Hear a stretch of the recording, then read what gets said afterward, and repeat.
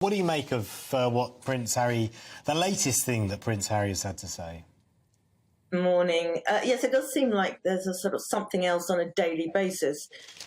Look, what is this? Is this, night on a charger syndrome? Is he going in there trying to save the royal family or the Prince William and Kate's children as some sort of saviour?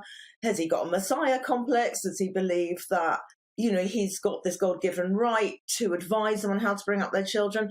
I mean, either way, it's absurd. And of course, if you just took two brothers and one suddenly started saying, listen, you really want to be careful with your two youngest children.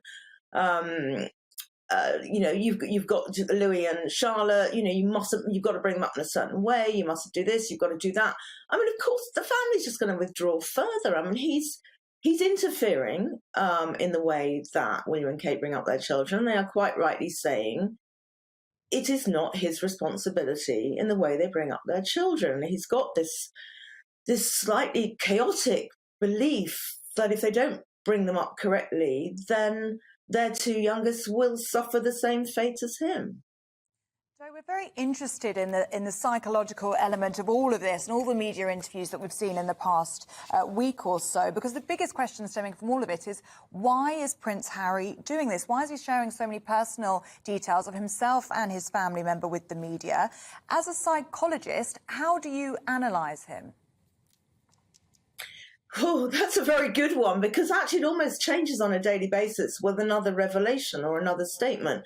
Look, he's definitely a very troubled young man. I don't like what he's doing to the royal family. No, it's more or less what he said they were doing to him, and he hated it and tried to sue, or did sue, the Daily Mail for revelations that he's now giving about his family.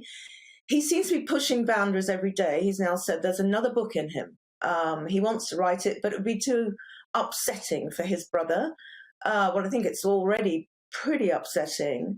And then at the end of the day, he's still asking for a reconciliation. He's still saying, but I'm waiting for them to come back to me. Now, I think he truly believes he's absolutely right, that he has, in some way, he is able to try and change the royal family, to change the infrastructure, and that they will realise this one day. And by putting the ball in their court and saying, I've reached out to you, well, I suppose he has in some ways, by, spilling the family secrets, then the fact you're not coming back to me to reconcile is proof that I'm right.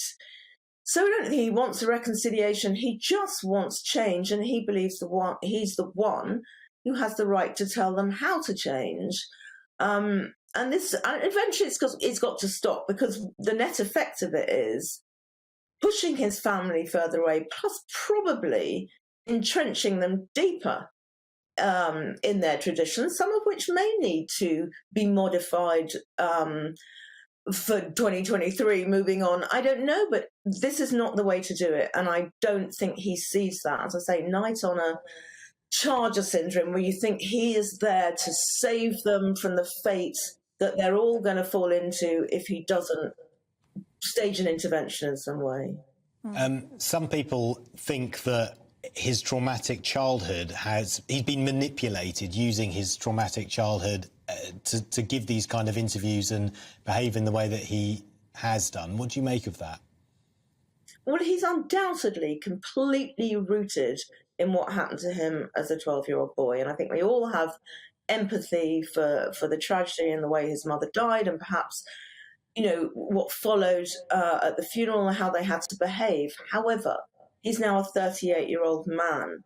And at some point, you have to process this, you have to park it somewhere, you have to compartmentalize it and get on with your own life. But he feels that anything that, for instance, that might happen to William's children are because of what happened to him when his mother died. And if you take it another generation, the sort of bonds, the connections become more and more fragile and more absurd and unlikely. And it's just that everything he is saying, everything he is doing is coming from being stuck, rooted, anchored in that 12-year-old boy's trauma.